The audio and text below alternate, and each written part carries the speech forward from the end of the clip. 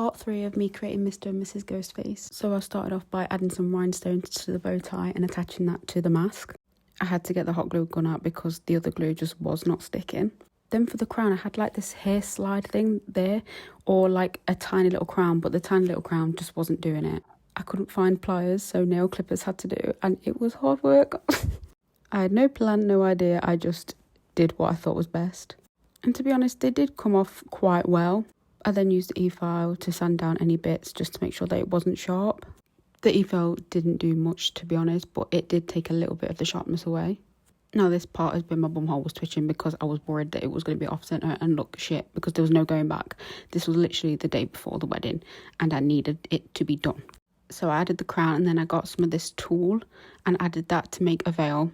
Again, I had to use hot glue because the other glue just was shit with these materials. But I layered the tulle to make it fall like a veil, I guess. I wanted it to come down the sides a bit, but I didn't want it to cover the mask because obviously I spent all that time rhinestone and I didn't want it covered by bloody tulle. I'm not going to lie, I did burn my fingers quite a bit with this because I had to use my fingers to press it down on piping hot glue, but it was worth it when you see the end result. I may have lost my fingerprint, but you know what? The mask is beautiful. It was worth it.